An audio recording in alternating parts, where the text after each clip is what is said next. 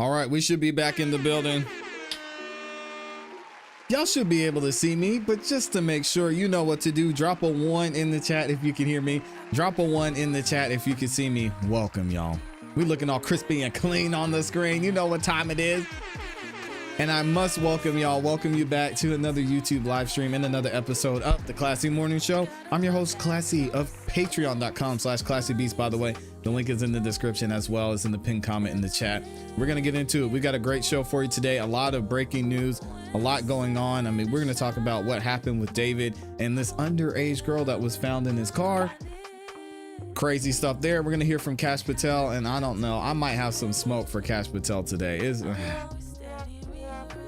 I'm not happy with what the FBI or the way the FBI is handling this entire situation with the Charlie Kirk assassination. And then at the end of the show, towards the end of the show, we may get into some Jeff Lacasse exposing Wendy Adelson. But before I do, we've got to say what's up to the people, man. Shout out to everybody who's in here. Of course, my awesome, amazing Amy is in the building. First thing, reminding y'all to like the video. We got Les Cleaver in here. Shout out Les Cleaver. The big dog J Money is in the building. What's up, man? We got Mary is back at it. Shout out to Mary, Slim Life. Jay Buckmaster is in here. Happy Friday to y'all. We got, who else is up in this building? I missed so many of y'all. I apologize. We got Virginia Wiley is up in here. Good morning to you. And I see a bunch of y'all in here as well. We're going to go ahead and get into it.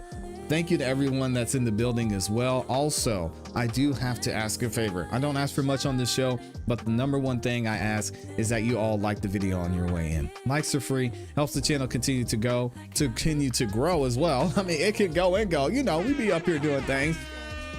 And it lets the algorithm know y'all are enjoying the show. It shares the video, the channel, this live stream, and anything we're going to release in the future with more people as well. I see there's already 600 of you that have liked the video so far. Thank y'all, man. Wow. Absolutely amazing. Thank y'all for showing so much love. It takes less than a second to do, so go ahead and like the video. All right. I know you're going to have a great time here. You're going to have some great conversation. I'm looking forward to this one specifically as well. Also, if you're feeling extra generous, you can share the video as well. There's a little button that says share on it, has an arrow pointing and curved to the right. You can click and share that video.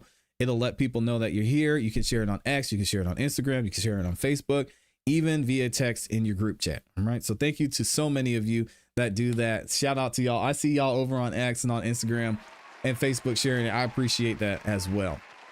Last but not least, I will be giving a special thank you to everyone who drops a super chat in here as well, because man, y'all do not have to do that. But so many of you continue to support on a regular basis and come in here and show so much love. Les Cleaver in here first thing in the morning, dropping the 5 bomb, gifting 5 memberships. If you got a membership from my guy Les Cleaver, make sure you say thank you, and y'all spam Les Cleaver in the chat as well. Thank you, Les, for gifting those memberships. Now that you have a membership, you do have the opportunity to check out the members only content, and you also get a chance to see any videos that we post here on the channel instantly. You don't have to wait until they're released, and you get instant access to those videos as well. So shout out to Les Cleaver. He's also dropped the 10 bomb and says, thank God it's Friday. Happy Friday to everybody that's in here as well. I pray each of you are well and blessed. Put a smile on your face and a song in your heart.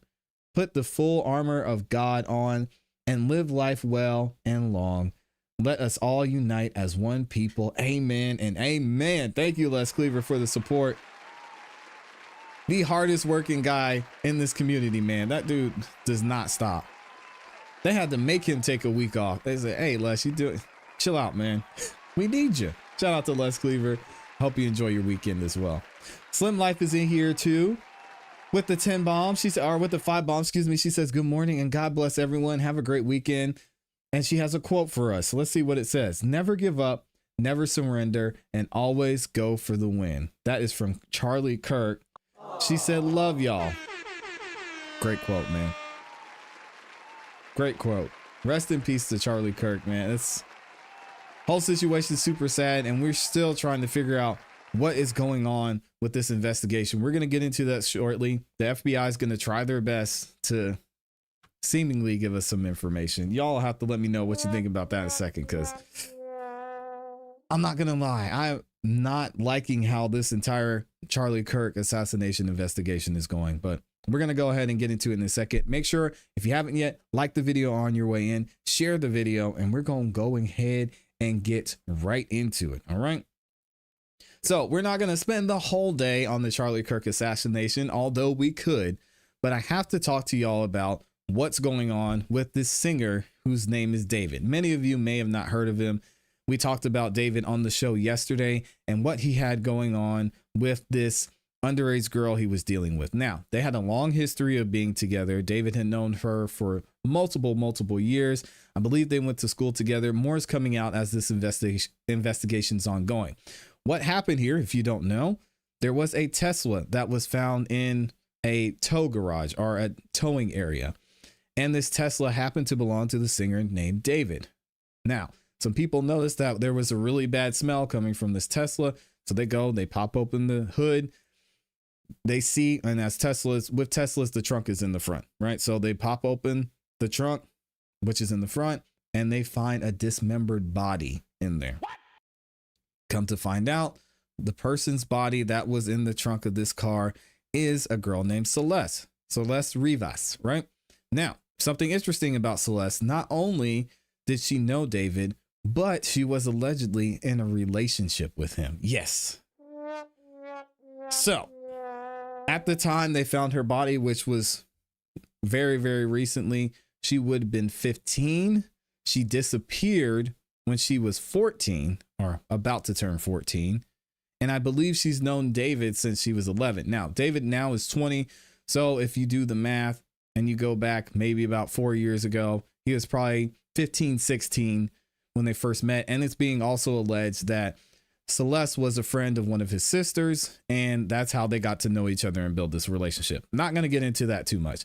But now we're seeing more information about David's connection to Celeste. Initially, we just had the testimony or a statement from Celeste's mother that said, oh yeah, she mentioned having a boyfriend named David. And then we had the strange thing that happened. Celeste and David shared a tattoo on their index finger. And now, as y'all know, the internet does not play. We're going to have more information about their relationship and what possibly could have went on. So check this out. Shout out to Academics, DJ Academics over there posting on X a video seemingly showing Celeste and David at one of their concerts. It says alleged footage has resurfaced showing Celeste are backstage with David's brother after David's show on June 27th in 2024. This is shortly before she disappeared. Check this out. And it's alleged that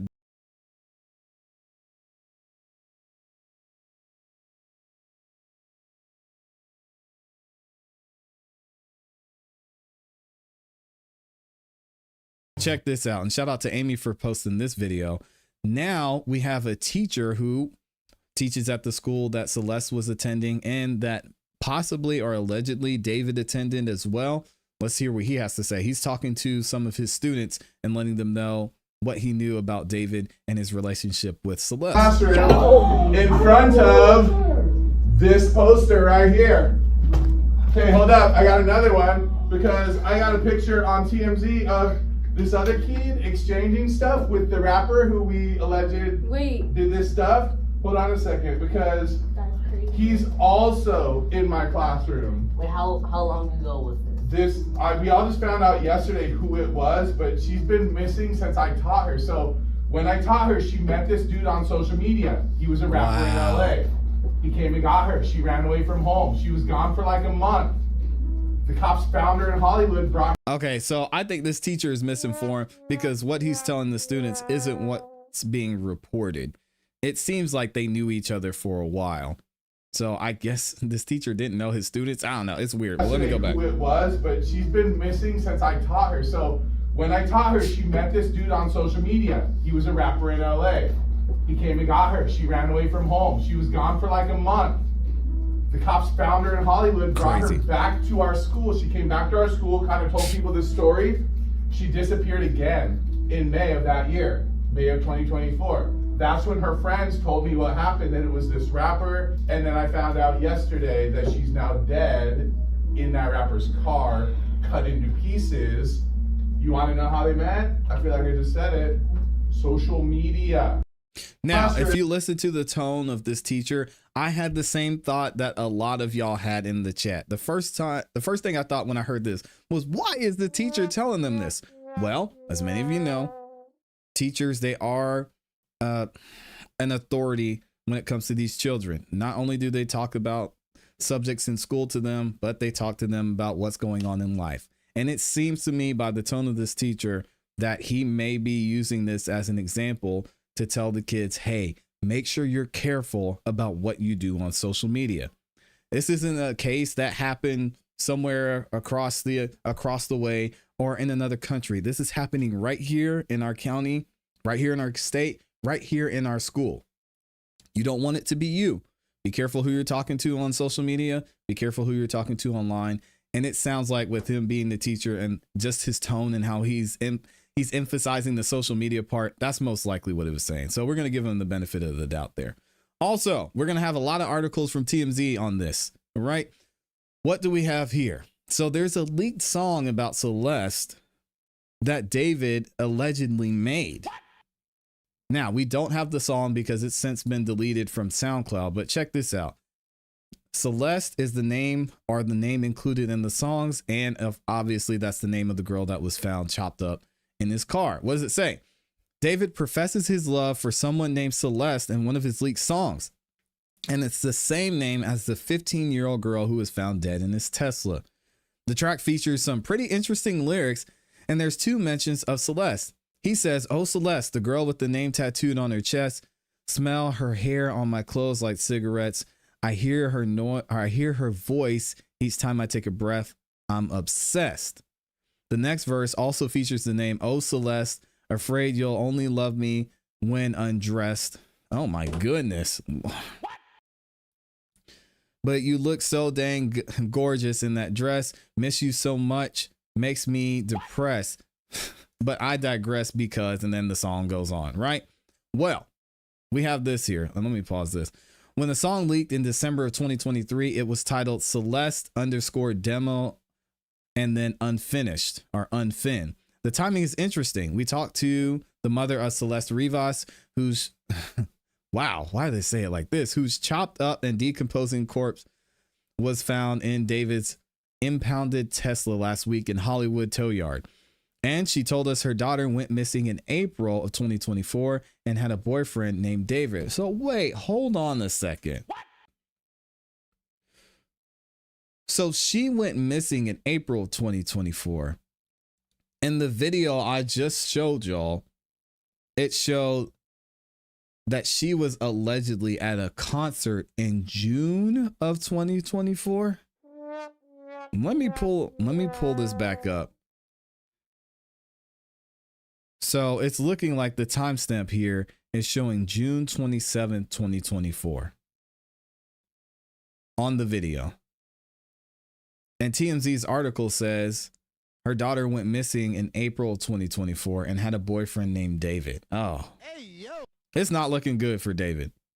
There's no confirmation the Celeste and David song leak is about Celeste Rivas, but if it is, that would suggest that they knew each other well before she was reported missing. As we first told you, a photo resurfaced Wednesday online showing David in Lake, Elsinore, a short walk from where Rivas was living with her family before disappearing. Another image circulated on the internet appearing to show David with a girl who looks remarkably like Celeste. Authorities have not confirmed it's her in the image, and we're going to look at a couple of them coming up. We also discovered David has a tattoo on his right index finger. We know that's similar to the one Celeste had. And of course, as a result of all of this craziness coming out, y'all know David canceled all of his tours. I hadn't heard of him until this, which is surprising because heavily involved in the music industry. But his tours are canceled, so y'all aren't going to be able to hear David anytime soon. All right. U.S. tour canceled in the wake of a homicide investigation. David has canceled the remaining leg of his U.S. tour as question mounts over his connection to the body of a girl that was found in the trunk of his car. Sources with direct knowledge tell TMZ David's camp made a decision Thursday to cancel 2 remaining shows in the U.S. He was scheduled to perform Friday night in San Francisco and Saturday in L.A. He does still have several October and November tour dates scheduled in international countries, but I'm going to be honest, he might be locked up. There's no way. I don't want to use a double negative. It is almost an absolute certainty that he is a person of interest in this investigation. I mean, why wouldn't he be? They're already searching his home. We're going to get into in a second. We talked about yesterday. It was his car. He knew her. I mean, I don't think he's going to be touring anytime soon, but we'll see. But at this point, it seems very unlikely he'd be able to leave the country amid the investigation into Celeste Rivas's death. Okay. Also, this is showing his canceled tour dates. You can see it here. At first, he had it scheduled for September 24th. Now it's not there.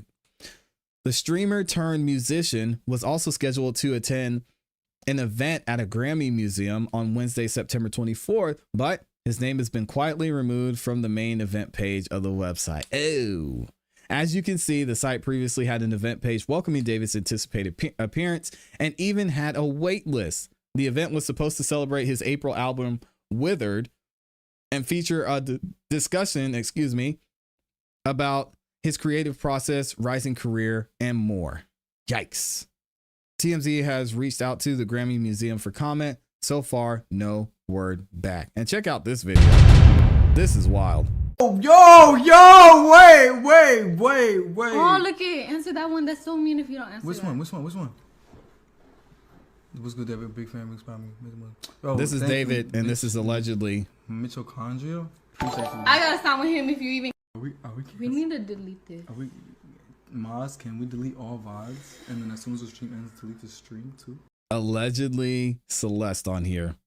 This isn't the first gig that David lost out amid the riveting investigation. His concert in Seattle, scheduled for Wednesday last week, was cut after the LAME identified the 15-year-old found in the Tesla as Celeste.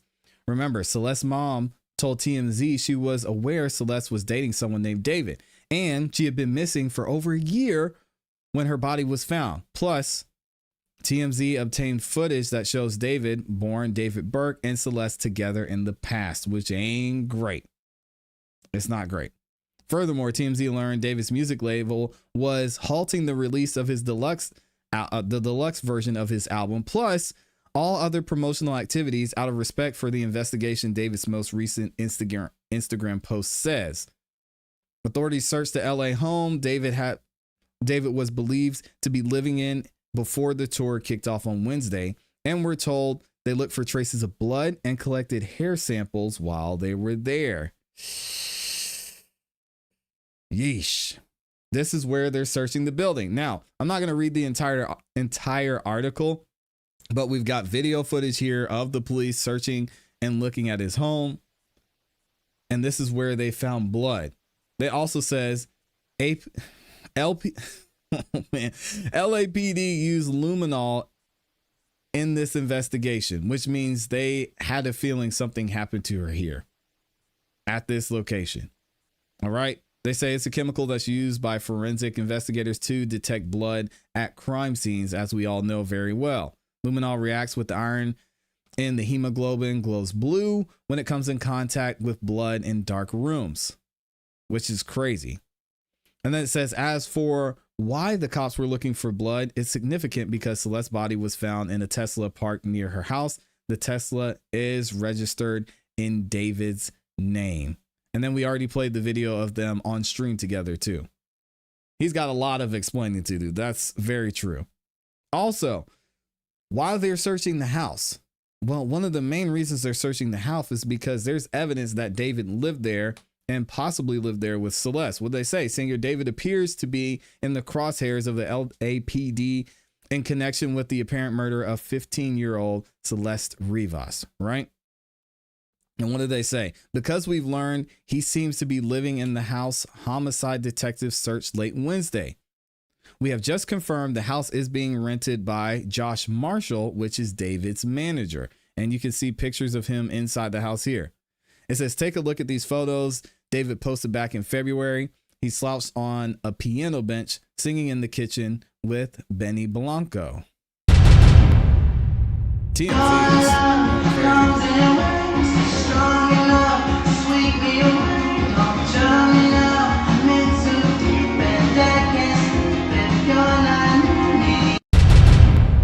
Yikes. He's also seen dancing with ClassE. I don't know who that is in the living room. Probably another up and coming artist. I don't want to get copyright on this.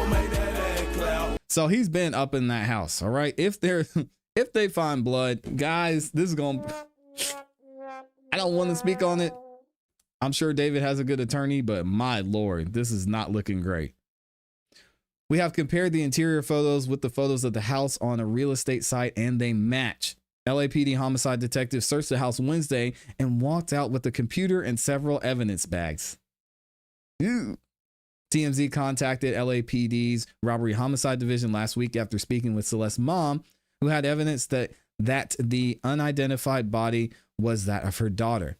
We provided the lead detectives with her name and number. Days later, the body was identified as Celeste. What do y'all think about this? Is David going to be on trial eventually? I mean, is it possible that he wasn't connected at all? It's possible. I mean, obviously, we're going to believe here he's innocent until proven guilty, but it seems like all signs are pointing to David. We'll have to wait and see. Still a sad thing for Celeste and her family. Definitely prayers go out to them. Let me know what you think in the comments in the chat. Dang, man. Oh, no. You said she was probably pregnant and he knew she wanted to keep it. Don't say that, man. We hear that story too much. Someone gets pregnant and then they get deleted.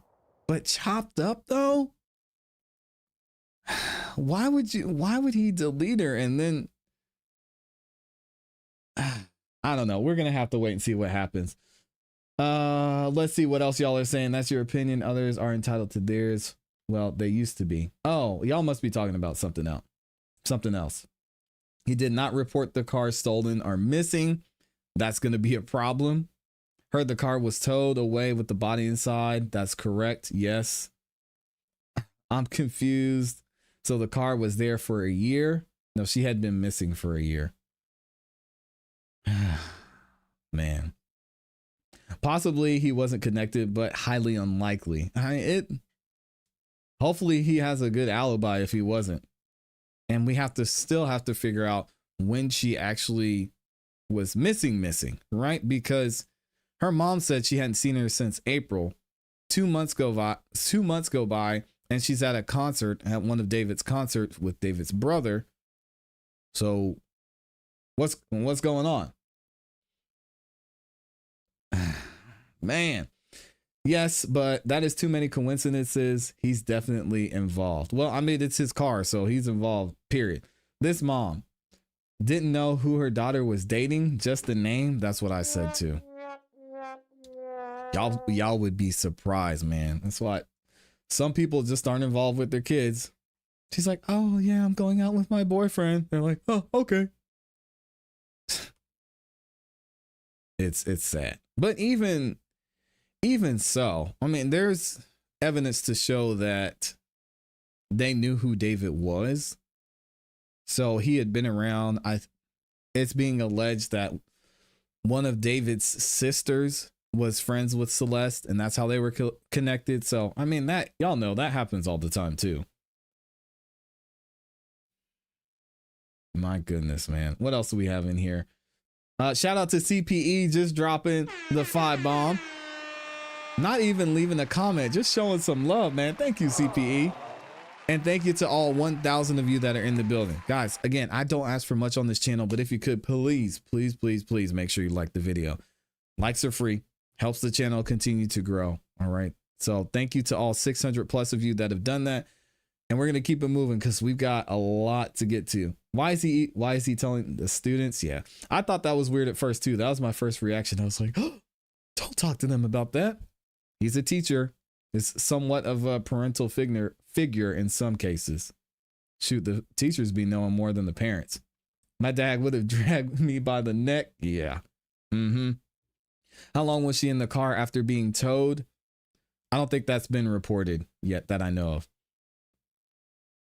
At a concert, but not with your daughter, but David gets them the tickets.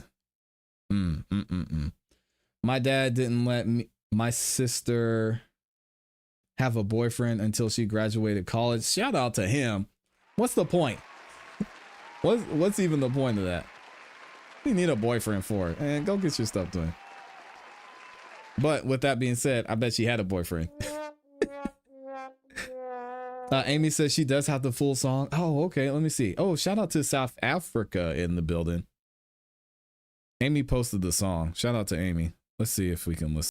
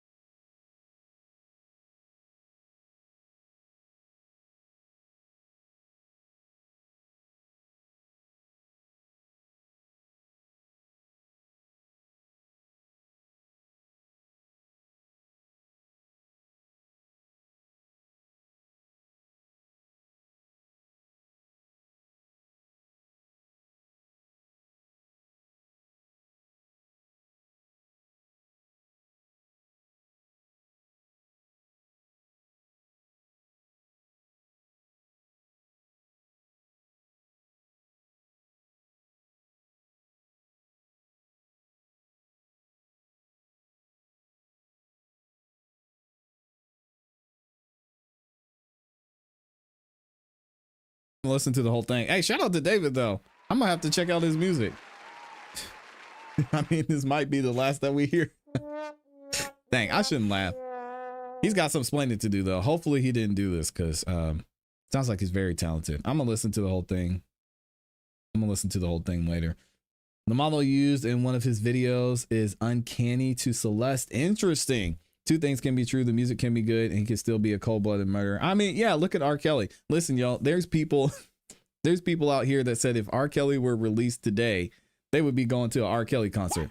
The music is the music. People don't want to. I'm not going to get into that conversation.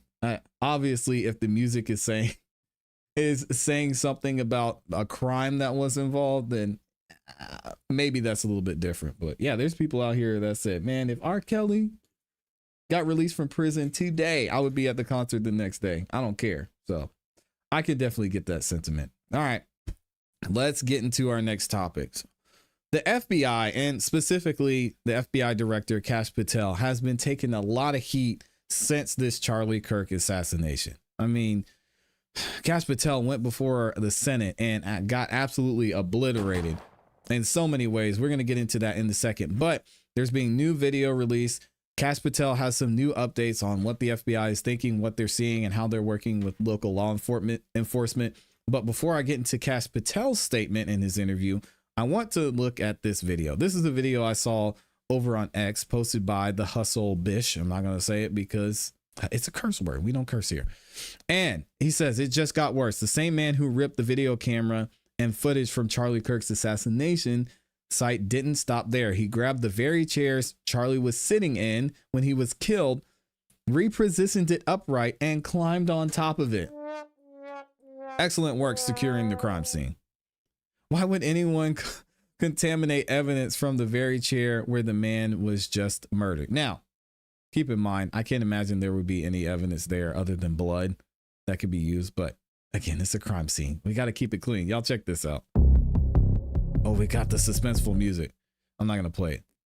So again, there's the chair. Look at this guy. So he takes the chair, he stands it up and steps on it. Ow. My gosh. What is this guy thinking? Now, everyone's asking, hey, where's the footage from this camera? Although it probably didn't capture that much unless this is just a super wide angle lens. But it might be able to see where the shot came from. But most of the time I've seen this camera view in several other of Charlie Kirk's videos. It cuts off at the top of the tent and you still wouldn't have been able to see anything from there. But I'm sure the FBI and local law enforcement have this footage. And no, that is false. They did not repave the whole thing. The grass is still there. So he's taking the camera. He's putting it up, taking the SD cards out, standing on top of the chair that Charlie was shot in. It doesn't make any sense. Look at him. You can see him taking out the cards. Why is he looking around all suspicious?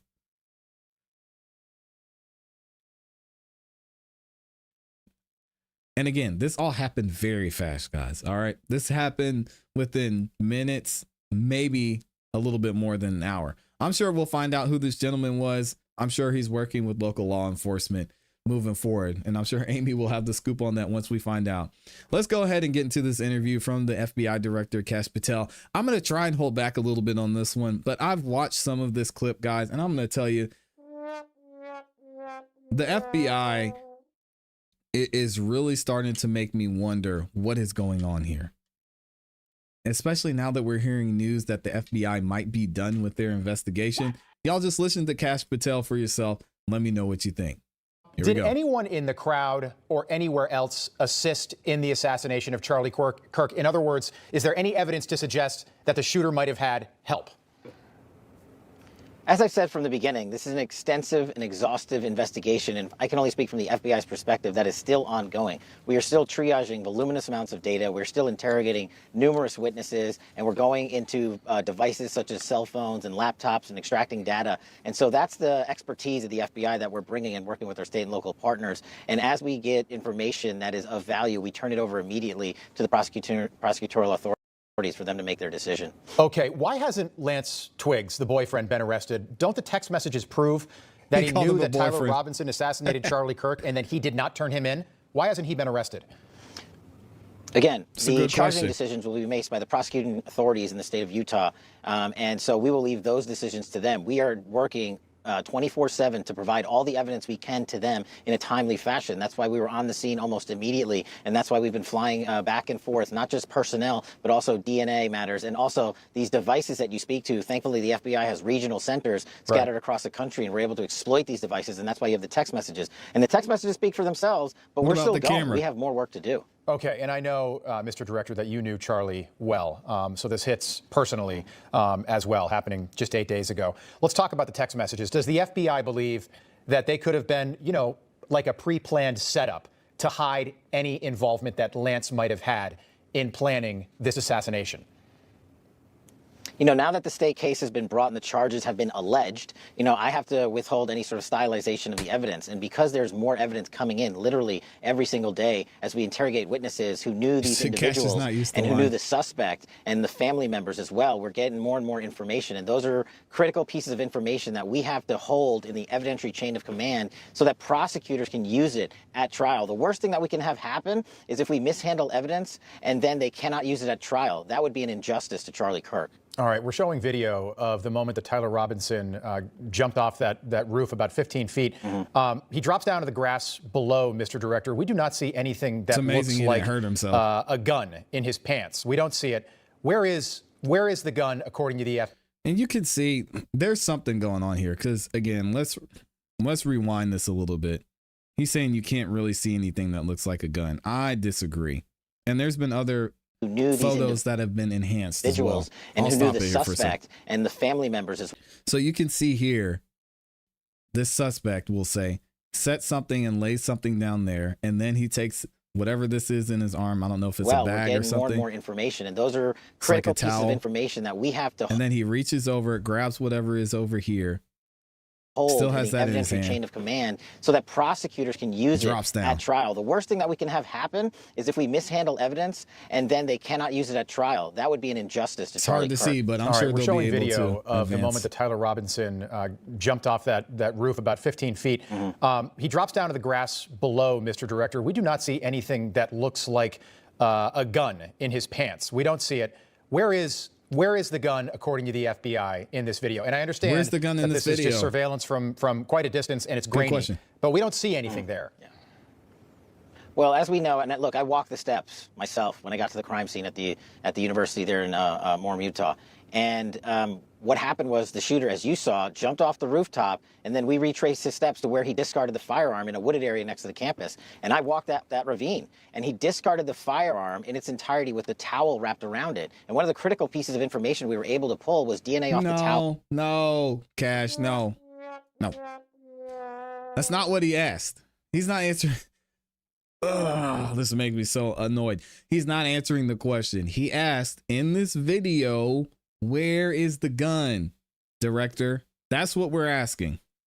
I'm not asking him, but I want to know.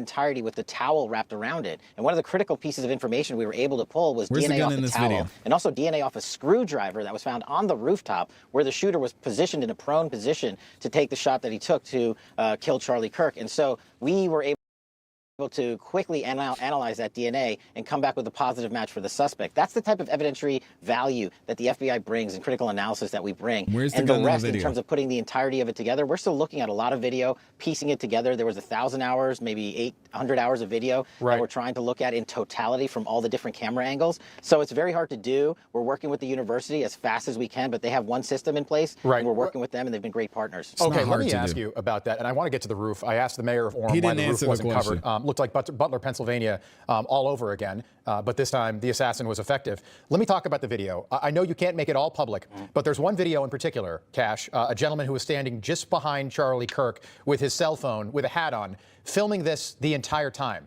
Why hasn't that video been made public? Yes, we're actually going to talk about this in a second.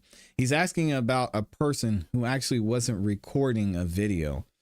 What happened is the man who was behind Charlie Kirk and had his phone out, we'll show him here in a second, and was seemingly recording. He wasn't recording. That gentleman was actually on FaceTime. So there's not really going to be any video there, unfortunately.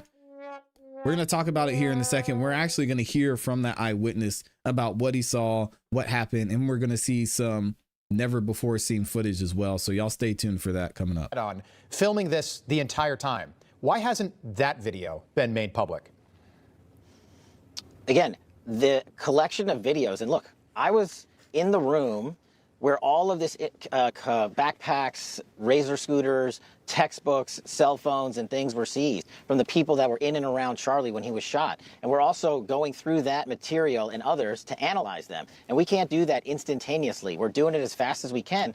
And as we've done during this entire investigation, if there's a single piece of evidence that points to anyone else's involvement in this tragic assassination, we're going to bring it to bear, and we're going to publicize it as soon as we can with our partners through the prosecutorial process. Yeah, Mr. Director, you know, Lee Harvey Oswald died in prison. Jeffrey Epstein allegedly died in prison. How concerned are you about the safety of the suspect here, Tyler Robinson, making it to trial? I think the Utah authorities have spoken to that directly. They've got him on critical watch, and they have him in a location where he's, I believe, segregated from the rest of the population. So I think they have that well covered. All right, I want to play you a soundbite from your lengthy hearing or testimony on Capitol. We're not going to get into the hearing today. Let's just say Kash Patel got cooked. But I do want to play a couple of clips from the hearing showing the back and forth between Kash Patel, Jasmine Crockett, and a couple other people. But let me know what you guys think about this when it comes to the FBI's investigation. From what you've seen and the information you've heard from the FBI, do you think it's been thorough? Do you think there was more they should have done? And in reference to them securing certain areas, I mean, they really didn't have information fast enough. They didn't know. They didn't know where the shot came from. They didn't know who took the shot. We have all these videos and things we're putting together now after everything happened. But in the moment, do you think they could have done more? Let me know what y'all think in the comments in the chat. Check out this back and forth between Kash Patel and having a moment here in his Senate hearing. It was bad. I'm just gonna play it for y'all and not try to explain. Remembering your oath to tell the truth, did you ever tell Donald Trump his name is in the files? We're talking about the I have Epstein never files. spoken to President Trump about the Epstein files. Did you ever tell the Attorney General that Donald Trump's name is in the Epstein files? The Attorney General and I have had numerous discussions about the entirety of the Epstein files and the reviews conducted by our team. Did you tell the Attorney General that Donald Trump's name is in the Epstein files? And we have released where President Trump's name is in the Attorney It's a simple question. file. Did you tell the Attorney General that the president's name is in the Epstein files? During many conversations that the Attorney General and I have had on the matter of Epstein, we have reviewed. The question is simple. Who Did you can tell be- the Attorney General that Donald Trump's name is in the Epstein files? Yes or no? Why don't you try spelling it out? Yes if you're or gonna mock no, me? Director? Use the alphabet. Yes or no? No, A, B, C, Director, D, E, F. it Don't sounds wanna like do you it? don't want to tell us. Did you tell the Attorney General that Donald Trump's name was in the Epstein files? Why don't you try serving your Director, constituency did by you tell the focusing on Attorney reducing General violent that crime? Oh, Cash, come on, man. Don't do that. This is bad. In this country, and the number of pedophiles that are Director, illegally reclaim harbored my time, in your Director. sanctuary cities in Director, California. reclaim I'll my work with time. you on that. Do Regular you wanna order, work Mr. with us Chairman. on that? Director, reclaim I'm the my honest time. gentleman from California. Did you tell the Attorney General that Donald Trump's name is in the Epstein files? Question Yes or no? has been asked and answered. You've not answered it, and we will take your evasiveness as a consciousness of guilt. Ow. That's not bad. Jasmine Crockett had to get a piece of Cash Patel too. Cash Patel was taking some heat at that Senate hearing. That's tough. Including this one, because I did have to make sure that I wasn't going crazy. But when I say that you are the least qualified FBI director in the history of the FBI, that is real, because you are the only one that never even served with the FBI prior to joining. Yet we are supposed to believe that That's you are false. the greatest thing since sliced bread. I didn't ask you a question. Now, what I want to go false. through is to talk about why you are a failure and why, honestly, we just need to tell you bye-bye. I know that you got a little upset and you put on your show for your boss because it seems like you're trying to save your job when it came to talking to Senator Booker yesterday, including this one. Shout out to listen, I am not a fan of Jasmine Crockett at all. Like zero fan. But I mean, hold the man's feet to the fire. And Cash Patel, he's got a lot of explaining to do, specifically when it comes to the investigation, how this was done during the Charlie Kirk assassination. So let me know what y'all think in the comments and in the chat. It's gonna be tough out here. So much going on, man. Shout out to all 1,700 of you that are in the building. Guys, listen. Listen, I do not ask for much on this channel.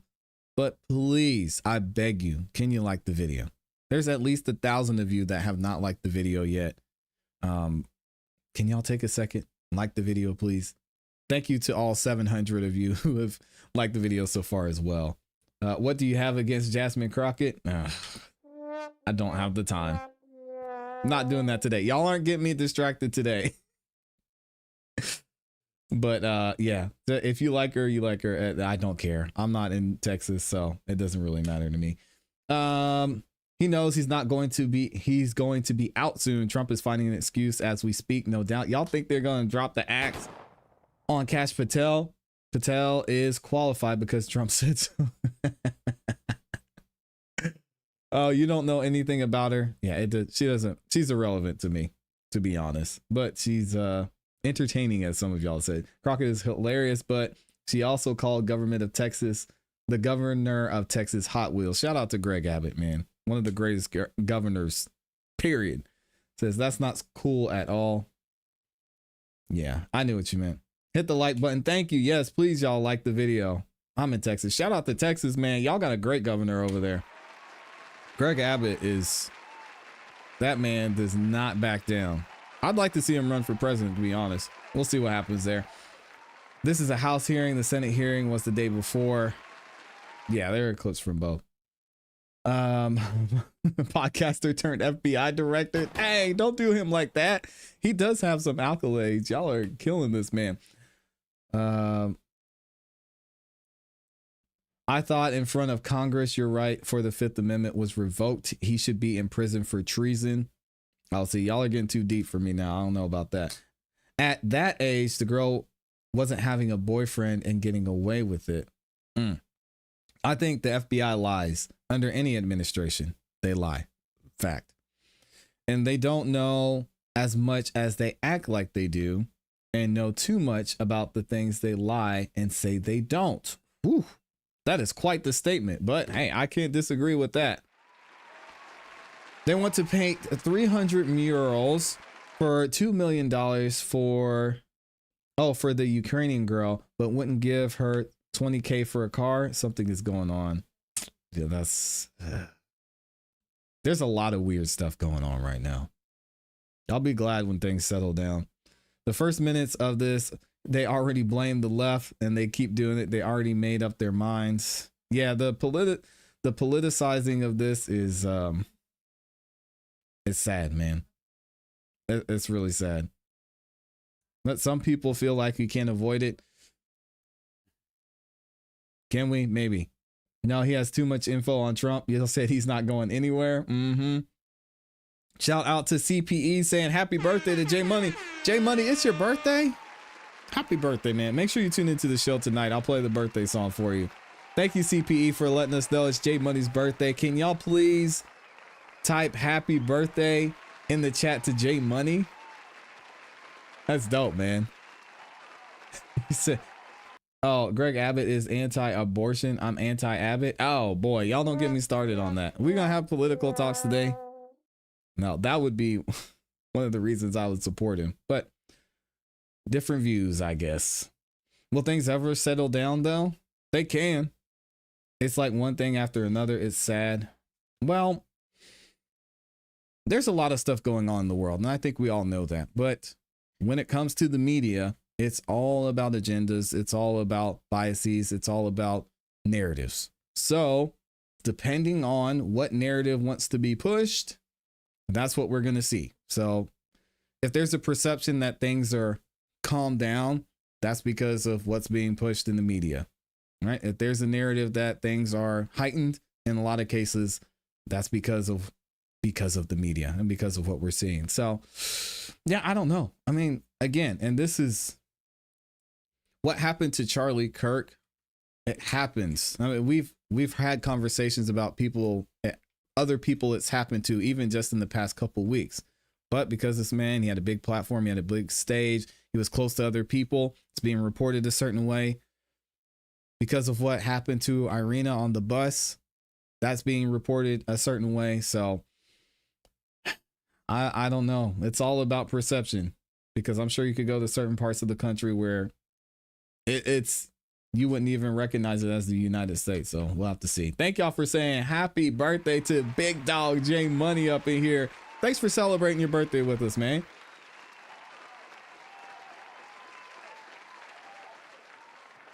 Let me see. Oh yeah, Amy's talking about the rifle. Yeah, I got into that off stream, and I do agree with you. The political aspects, that's crazy. They always do this ish. That's why I stay out of politics. Yeah, and I mean, I'd like to have conversations about politics, but it just gets so weird, man. Like, we really move away from the issues, and then you just end up blaming one side or the other instead of doing a lot of what Charlie was doing and just focusing on what's the issue and how do we come up with a solution. So it's, yeah, politics are bleh. Unfortunately. You hear the gunshot after he got hit. It's what would be expected from a distance. It was shot, etc., etc. Yes, I agree. It does sound like it was from a distance. Fun fact, politicians lie. Oh, well, no. When did they start lying? This is terrible. This is terrible news. I can't believe anything they say. Oh my goodness. When did that happen? The left is doing everything it can to blame this on Israel, and on the right, but Charlie Kirk's shooter was pro-Palestine, pro-trans, and he was the one who killed him, allegedly. Narrative, let the narratives fly, man. We'll wait for the facts over here. All right, let's get into our next topic. And I think I need to change the headline too, but we're still sticking with this Charlie Kirk assassination, because again, guys, there's so much evidence, which is mainly what we're going to focus here on. We're not doing the left or right thing, all right, unless it pertains to the evidence. But either way, this is an interesting situation when it comes to the eyewitnesses involved and around the Charlie Kirk assassination. Now, this actual video I'm going to show is about a different gentleman, but I wanted to show this video because we're going to be talking about this man here in the white. Now, there's a lot of speculation about what this man in the white was doing. They're saying, oh, he was recording a video. Where's the video footage coming from? Or where's the video footage at? Have we seen the video footage? Well, we're actually going to hear from this man himself, and he's going to tell us exactly what he was doing there. But also, here's a little bit of a, I guess, conspiracy theory about where the shot came from. I'll play the video for you guys and you can see for yourself. 10 years. Counting or not counting gang violence? Great. So now some are saying this man could possibly be involved in the shooting because it sounds close and it looks like he's making some type of gesture towards Charlie Kirk. Counting or not and it'll counting play gang in slow violence? motion. Great. 10 years. Counting or not Which is counting weird. gang violence? Great. 10 years. Counting or not counting gang violence? Great. Was he involved? I don't know, but I'm not going to focus on him as much. I want you guys to watch the person in the white here. Counting or not counting gang violence? Great. And you can see the man in the white hat. He gets down. Counting or not counting gang. He's moving around. Great. He's seemingly Counting or recording. not counting gang violence? Great. And now we're actually going to hear from this gentleman over on Cross-Examined on YouTube. I will leave a link to this full video from him over on YouTube. And we're going to talk about what actually went down during this Charlie Kirk assassination. This is the gentleman that you see standing here in the white hat with his phone out. And he's going to give a play-by-play breakdown of what he saw and what actually happened. Here we go. So we head right into the base of the amphitheater. Charlie's like, welcome to the big leagues. I mean, there are just people everywhere. We'll show you some footage here. I mean, they were everywhere. I've never seen a crowd so enthusiastic. There you go. Head right into the base of the amphitheater. Charlie's like, welcome to the big leagues. I mean, oh, bear with me, guys. We're having issues with the video. there are just people everywhere. We'll show you some footage here. I mean, they were everywhere. I've never seen a crowd so enthusiastic to see Charlie. So Charlie starts flipping these hats. You know, he's got the Make America Great Again hats, the 47 hats. And so I'm just kind of standing there and someone on staff just hands me a row of hats. So I go, oh, I guess I get to flip them too. So I'm flipping them all over the place. And people are just excited. They're chanting USA, USA. I mean, they just love Charlie. So I start FaceTiming my wife. I'm saying, look at this. This is incredible. Then I start FaceTiming my son and my daughter-in-law while Charlie sits down and begins to ask questions. Now, this is where you may have seen an internet conspiracy. The man in the white hat. There he is. Was giving signals to the shooter. Yeah, the man in the white hat was me, okay? I did this with my hat. Maybe I touched my nose or something while I'm holding my phone because I'm FaceTiming my son and daughter-in-law. And again, with these situations, I was saying this to Amy earlier, you have a lot of things going on at one time, and you could literally narrow in or zone in on one thing and say, oh, that person was involved. If come to find out, there were 12, 13, 15 people with cell phones that were tied to Israel.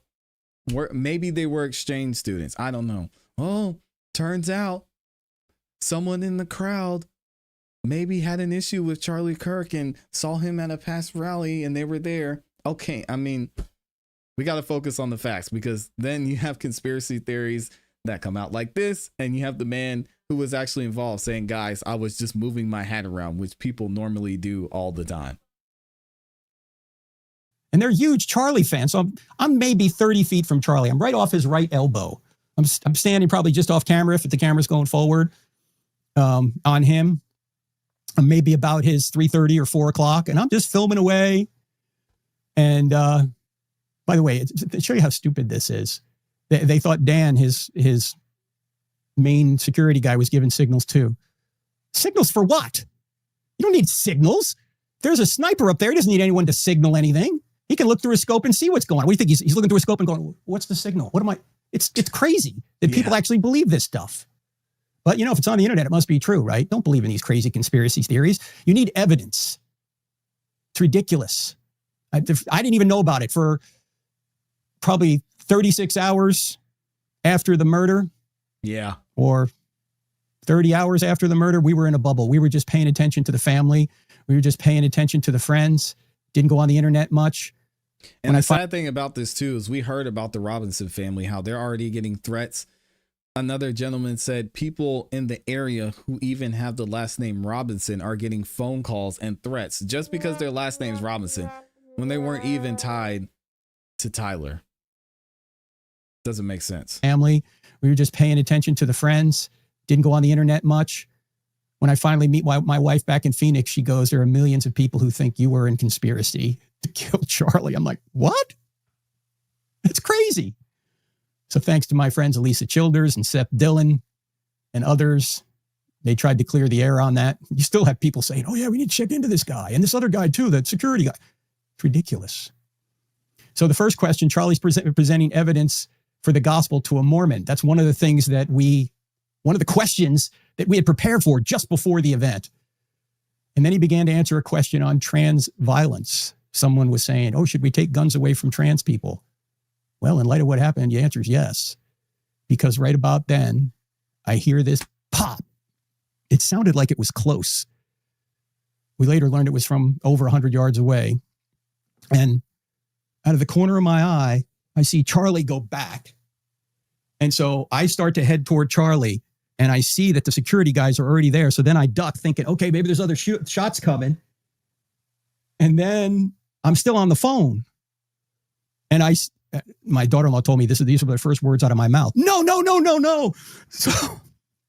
So I went behind. There's like a backdrop. Charlie's sitting here. There's a backdrop. I'm over here. So I go behind because I know the security guys are taking him out the other side. So I'm running with them toward the car.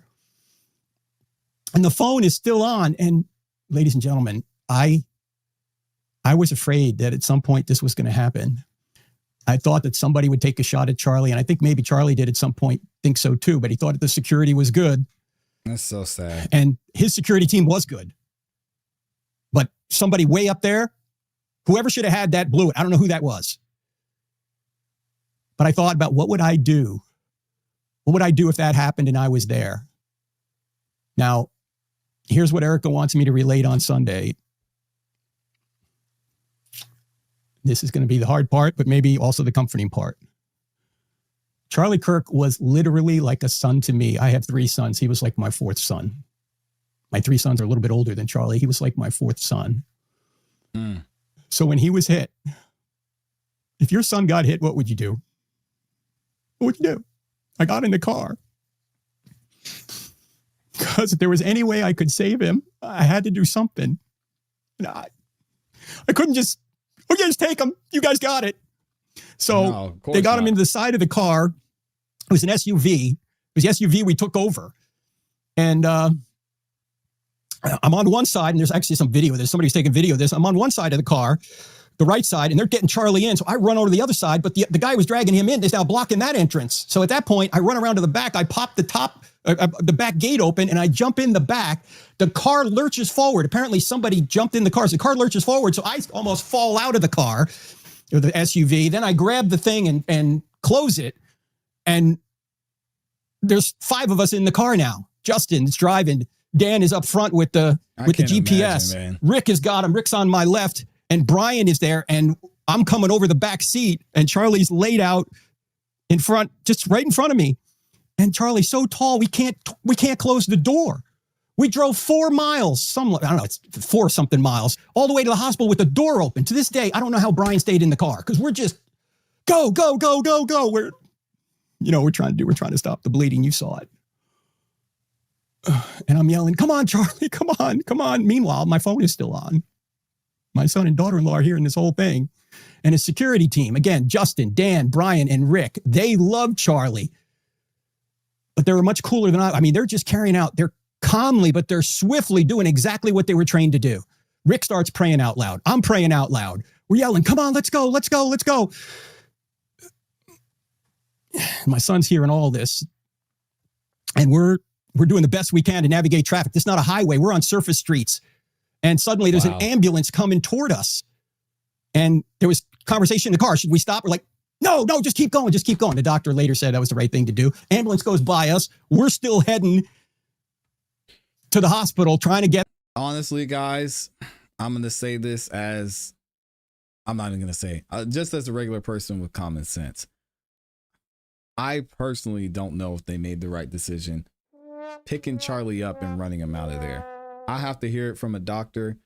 And I know we have a lot of medical professionals in this community and even some doctors who watch the show. I personally think they should have just left him there, tried to put pressure where they need to put pressure, and not gotten this man, flopped him all over the place, put him in the car. I mean, I understand they were trying to do the best that they could, but it doesn't make sense to me that they rushed him out of there like that. Honestly, it could, in a lot of cases, do more harm than good. But again, that's just my opinion. Get there. My sub. At one point, somebody says, "Let's get there in one piece because we're cutting through intersections. You know, we're just beeping the horn. This is not a emergency vehicle. There's no lights. There's none of this." And I go, "We got to start CPR." So I try and start that. CPR for what? No, it's nothing they could have done. Dr. EJ agrees with me. Thank you for being here, Dr. EJ. Yeah, they should have set him. Charlie wasn't there. His eyes were fixed. He wasn't looking at me. He was looking past me right into eternity. He was with Jesus already. Dang. He was killed instantly and felt absolutely no pain. That's what I was told later. But of course, we had to try. And by the way, there was just nothing any of us could do about it. We were giving him CPR, but nothing was happening. It wasn't like if we had better first aid or we had better medical facilities or we were faster to the hospital, we could have saved him. We couldn't. So if that's any comfort at all, Charlie didn't suffer. He was gone. He was with Jesus, absent from the body, present with the Lord. That's where he was. Now, it is true, when we got to the hospital and they started working on him right away, they did get a pulse back. And so Rick and I were just, everyone's praying. We're just praying for a miracle. We had a small sliver of hope. And the doctor later said that we got a pulse because Charlie was a very healthy man, but the shot was catastrophic. So 20 or 30 minutes later, the surgeon came out and said he was dead. Now, it was quick. He was gone. First of all, the hospital staff and the law enforcement were amazing. But let me tell you who the heroes were in this whole thing. We're going to start with 23-year-old Mikey McCoy, who is Charlie's chief of staff and the son of Pastor Rob McCoy and his wife, Michelle. Charlie considered Rob his pastor. And Charlie hired Mikey, I don't know, almost right out of high school. And Mikey, demonstrating the wisdom and coolness well beyond his years, just like Charlie did, immediately contacted Erica and sent a plane to get her and some other friends and co-workers. He called the president, the vice president of the United States. He quizzed the doctors, asked them hard questions. He dealt with the police, the FBI. We're all being interviewed by the FBI. He scheduled. Listen, man, with the doctors, guys, again, my semi-professional opinion, the doctors, there's nothing they could have done. You saw the amount of blood loss he had. I mean, it was just too much. There was no saving Charlie. That amount of blood loss. They could have kept him there and tried, and maybe that would have helped. But yeah, there's nothing would have done. And shout out to, again, one of our amazing professionals, true medical professionals in here. Dr. EJ says, I personally believe he was dead before he fell to the ground. Me too. He was 1000% unconscious. Anybody telling you different, don't listen to them. When Charlie Kirk was hit and he fell over, he was unconscious. There was no way. That amount of blood loss that quickly, he was gone. Dr. EJ also says the rest of his body was just catching up. Yeah, he didn't know what was going on. Thank you, Dr. EJ, for that. Let me know what y'all think about this in the comments in the chat. I see some of y'all in the chat still saying you don't even believe this man that was right there and has a history with Charlie Kirk. A lot of you are going to say you believe him and you think it was just an unfortunate situation. He was at the wrong place at the wrong time. The conspiracy theories are going to keep going. Let me know what y'all think about this one. And again, shout out to Dr. EJ, the man up in here, gifting 10 memberships. Shout out to Dr. EJ. If you got a membership from The astute Dr. EJ. Make sure you say thank you. Every time he stops by the show, he's showing love and giving y'all a chance to check out the members only content. So thank you, Dr. EJ, as well. And thank you for giving your insight. As a true medical professional, he says you're exactly 100%. Yeah, he was. The body is an amazing thing, but if your heart is just. Y'all ever been at the gas station and you accidentally just pump gas all over the place because you either pull the nozzle out too quick or you accidentally press it? I mean, that's like your heart. The gas pump was like his heart, and it's supposed to be pumping all this blood to all the other places in his body, like his brain. And it's just spraying everywhere. You're lights out. Your body is such an elite piece of machinery, and it has to run a certain way or it's shut down mode. There is no way. And most of that blood was traveling to his brain, so it was lights out. Everybody's a suspect these days. Too many questions that need to be answered. I agree. We'll see once we get to trial. I'll be interested to see how the Utah County Police Department handles this, because there's a lot going on. Amy says he was unconscious for sure. It's not even a doubt. Charlie didn't know what happened. Thankfully, actually. I think that's probably a good thing. And it's somewhat of, I guess, can give some peace to his family. Let me see. Dr.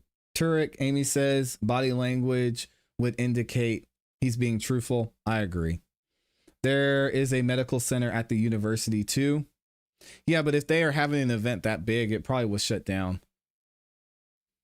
They should have. I don't want to say this, man, because I know that they did the best they could, but it's always in that situation. It's just better to just try and calm the situation. Those guys, they could have still protected Charlie. Just have your back to the crowd.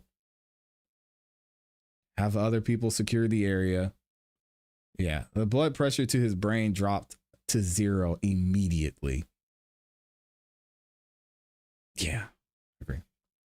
I just hope when I die, I don't suffer. Man, me too. I mean, can I get an amen for that? Please, I know I got to go, but dang. Lord, let it be quick. Hell nah. Charlie Camp sold him out. Vance made the call for, I'm not going to say that name. Oh my goodness. I hope that's not true. And Amy's talking about Cash Patel. They needed to get Charlie out of there so they could take and destroy the evidence. That's a theory. And I'm not. Listen, with the way the FBI is handling this, I'm not ruling out any theories. I mean, I've heard some crazy ones. Trust me. I've heard some of the craziest theories about this assassination, but it's hard to rule anything out because we just have so little information. I just can't with those people. They can't even admit their mistakes and incompetence. Now they want to convince the public that they did nothing wrong, negligence all over the place. Yeah, and it just goes to show you, these guys, the security team, I mean, professionals, they didn't know what to do. You prepare for this, you train. I don't know if there's anything that could prepare you for this. And the CPR, I mean,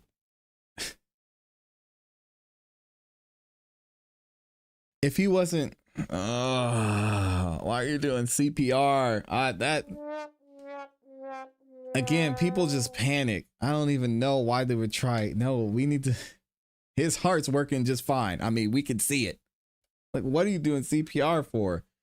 It's tough. It's just a tough situation. I'm not going to criticize them.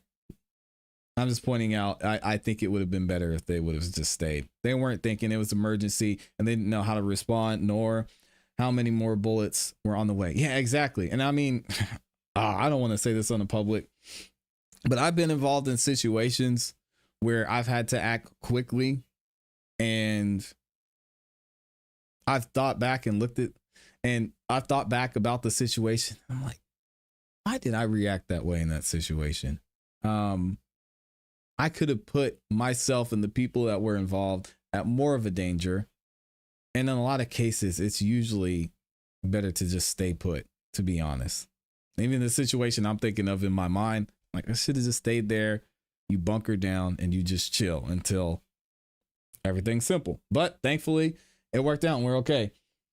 He's heard me and he thinks I'm crazy. I'm driving him crazy. Amy said, Amy, y'all know she's up to date on the news. Again, if you don't follow Amy over on X, make sure y'all go do that at IAMYLEIGH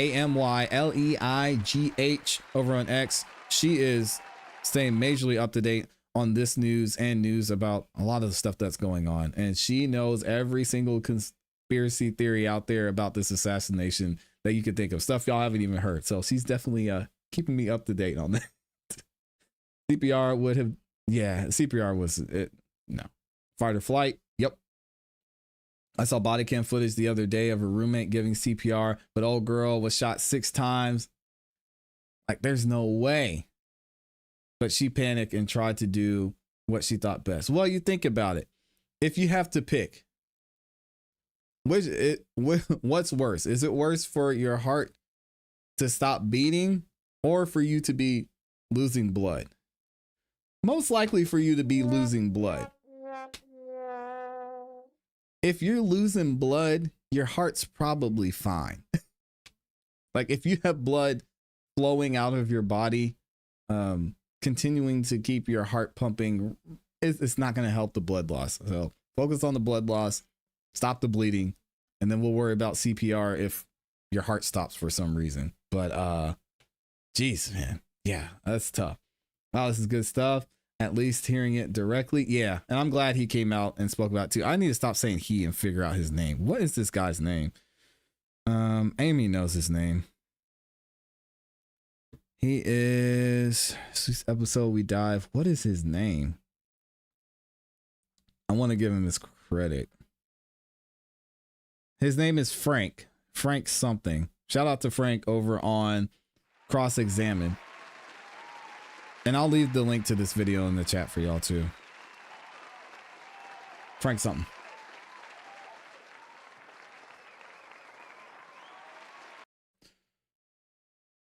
Let's see. Not Amy driving me crazy. Yeah, exactly. Frank Turek. Oh, okay. That's what you were saying, Dr. Turek. Okay. Thank you, Amy. You were saying Dr. Kirk's his body language would indicate he's being truthful. Yeah, I agree. Charlie Kirk's mentor. Just Frank. No last name suspicious. Andy, man. Andy's over there tripping. That's hilarious. Stop believing Candace. Hey, listen, I had smoke for Candace. And it's funny you say this because we're actually, that is perfect. That is a perfect transition. Thank you for that. Who said that? Shout out to Hazel over there talking about Candace Owens. We're actually going to talk about Candace Owens right now. Please stop telling people what to believe. Good. That's a good one. And we don't do that here. That's a great well said. Got T-Fools, well said. All right, here we go. So let's go ahead and get into it. Candace Owens is on fire when it comes to this Charlie Kirk assassination. And she has been doing some investigating of her own when it comes to talking to the people who were involved. And specifically, we're going to hear what she found out about Tyler Robinson's roommate. All right, so what's going on here? Shout out to MJ Truth Ultra over on X for posting this. And we're actually going to hear it straight from the horse's mouth. We're going to go to Candace Owens' live stream and hear what she had to say. But specifically, Candace Owens claims to have spoken with the family of Tyler Robinson's boyfriend, trans boyfriend, girlfriend. Is a trans boyfriend really a girl? We're not doing this today. Anyway, shout out to y'all. There was an unusual amount of vehicles at their home leading up to the assassination. One, the boyfriend, we'll just say Lance Twiggs, allegedly had the parents kicked Lance out. He almost overdosed. He showed up on drugs on Easter and was spouting political stuff. What? Family is unhappy. The media is presenting him as a soft person. He was a deep web, dark web person, always online. Wow. He was always doing some kind of plumbing work for money. Hey, yo. I'm not doing it. Y'all aren't gonna. The comments is going to have a field day with this.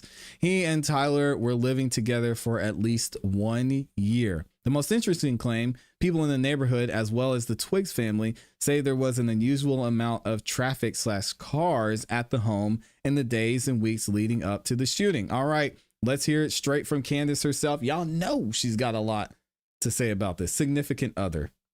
We'll just say Lance. Here we go. It's like it's when the campus is on lockdown. Oh, dang, my bad. I had this on super speed mode. Candace talks fast already. Here we go. And he's got to go back and he's got to clean up. And then all of a sudden we're in the next day when his dad is getting clued in after the picture's been released. They're not telling us that, okay?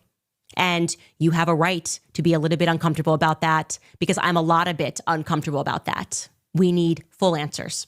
Here we go. Further to that point, I have found this strange from the beginning that for whatever reason, we're not hearing too much about this Lance guy other than like he's been extremely cooperative. He's handed over his messages. I'm not implying that Lance was involved. I am implying that it's weird that we're not hearing more about him, right? You're telling me he lived with the guy. You're telling me us now that he's been texting with the guy about his plans. They're in love. Is nobody interested in learning more about this character? Okay, so Tyler's people are saying really. Tyler's a good kid. People around Tyler, classmates are telling me he's a good kid. So I go into our tips box and it turns out that actually Lance Twiggs' family has tried to reach out to me over the weekend. Obviously, I was in a very aggrieved state and I was not prepared to even accept that Charlie Kirk was not on this earth, okay? And I realized that they're saying to me, like, you know, we want to speak with you. And there's more than one family member that has reached out because we trust you and we don't trust the media. Good by me. They are, it sounds to me, a very good family. They're absolutely horrified by what has happened. And they are similarly perplexed, I'm sure, by there not being more out there about the person he was living with, especially because what they told me, and I can tell you this exclusively, is that the house that Tyler Robinson was living in with Lance is owned by them. Tyler Robinson is paying rent to them. Okay, so they know Lance, obviously, and I'm going to cushion this with allegedly. Smart move, because you don't want to get sued. Also, interesting fact we found out, looking at the indictment and reading the text messages between Tyler and Lance, we found out that Lance saw Tyler etching or inscribing those messages on the casings, because Tyler says, allegedly, to Lance, hey, remember when I was etching those bullets and the casings? You remember that? So Lance knew something was going on. It isn't allegedly that this is his family members telling me these details, but it is definitely, allegedly what they say until we can hear both sides. Okay, I'm going to pull this up because I took notes regarding Lance because I want to know everything. Okay. Lance, they told us, went to live with his relatives, so no longer in the house with his mother and father. Again, allegedly. His parents kicked him out junior year of high school because he was problematic. He just had issues. And at that time when they kicked him out, that wasn't exactly what they are saying legal for them to have done that. But again, he went to live with relatives and he has issues. They say that he allegedly has a lot of issues with drinking. That Christmas, approximately 3 years ago, he almost overdosed. He drank a bottle of vodka. They are telling me that they were there. They were present for this. And fear began to spread about whether or not even the family would be able to take care of him because of issues that he was having. Okay, he graduates high school and then essentially the extended family says, we can't keep you in our home because of his behavior. Just this past Easter Sunday, they are telling me that he showed up on drugs and he was spouting out of his mouth about political stuff. And at this point, they felt that he could not be around children, that they felt that he had become increasingly more radical, increasingly more dangerous, and just sort of off the rails. They said that they're unhappy that the media is presenting him in this manner, like he's just this kind of like soft soft guy or like, a person that was just transitioning. There's like nothing problematic. There's no problem. Yeah, it's true. They did say that. They did make it seem like Lance was just like, oh, what's going on? I have no idea. It's just me, Lance. I don't know what happened. Interesting. Rotting. They don't buy the story. Okay. Lance's family is telling me that they are not buying the current story and that they feel that more people are involved. First and foremost, they say that a lot of information should be able to be discerned by his devices because he was, according to them, deep web. Okay. This is the person that is deep on the internet. They said that he was quite reclusive, that he was always on his devices, that he's always on the web, and that there should be more information that comes from there. Okay. He turned 22, they told me, back in August, and that he 2 years was, older as I said, than very Tyler. into this dark web stuff. I asked what he was doing for work. Like, how are they even able to pay you guys rent? And they told me that he was doing some plumbing work with somebody else in the family. They told us that Tyler and him had been living together for at least a year, that they had not met Tyler, despite the fact that Lance had wanted to foster that meeting, that the two of them, this couple, Tyler and Lance, were living in that townhome that is owned by Lance's family, and that Tyler was paying rent to Lance. And Lance then, of course, was forwarding that payment to them. Now, I had asked them about another persistent rumor that is arriving in my inbox, which people are saying who live in the neighborhood that they noticed some unusual traffic. And this individual family member said to me, yup, we are hearing the exact same thing, that they would prod that narrative further. But there was some unusual traffic, a lot of cars that were seen outside leading up to the shooting in the days before the shooting or the week before this shooting. I'll straighten out that timeline for you and get real specific because I will pin down when exactly this was happening. But leading up to the shooting, that there were unusual traffic in the driveway where Tyler Robinson and Lance lived. Cars that were not recognized in the neighborhood. This was not a couple that hosted people. It wasn't like they were expecting them to have parties.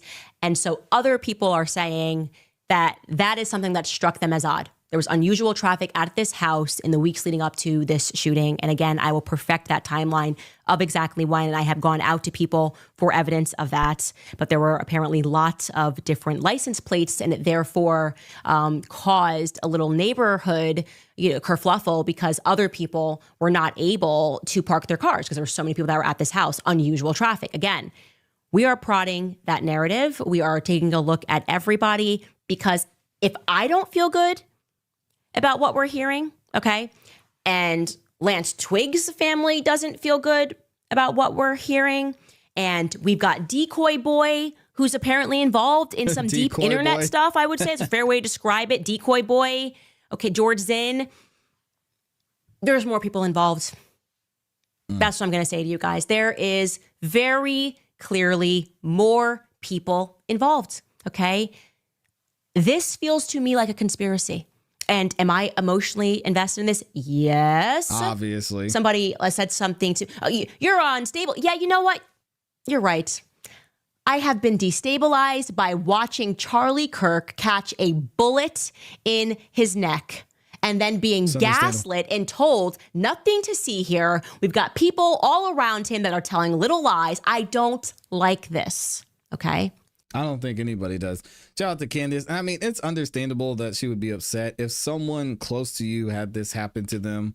I can imagine how this would feel, especially when you and that person share beliefs and you publicly talk about those beliefs. It can be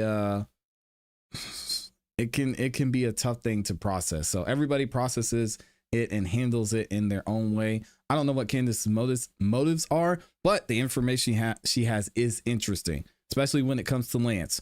We had some speculation, some thought about that when we saw the indictment and realized that maybe there's more to this Lance-Tyler relationship that meets the eye. Maybe Lance was involved in some way. Maybe there were other people involved. Let me know what y'all think about this in the comments and in the chat. We got 2,100 of you in here. Oh my goodness. Thank y'all for being in the building. It's crazy. If you haven't yet, please like the video. Thankfully, we've got 1,400 of y'all who are in here. And I appreciate everyone who's in the building as well. Let me see what y'all are saying in here. Let me see. Of course, this is a very polarizing subject. I know a lot of y'all are on both sides, are on one or other side. Some are still in the middle. Candace is unhinged. I think she might be a little bit. I'm not gonna lie. And is on an extremist that is deeply deceived. Be careful. Think for yourself. Yep. Don't let Candace be your compass. Yeshua is the only true compass. Hey, shout out to you, Cupcake. Appreciate you being here. Wait till the FBI investigation is done. I agree. There was a report that up to 20 were involved and trans terrorists were being trained in Cuba. Oh my. Okay, now we're getting into crazy conspiracies. What else are y'all saying? I can't believe the feds actually released the text and thought we'd buy it. I mean, we'll have to see once the evidence comes out. Let's see. CIA's training them to do what they want. Man. ClassE, are you against gay people? Aren't gay people just people? Why do we have to? No, I'm not against gay people. What does that even mean?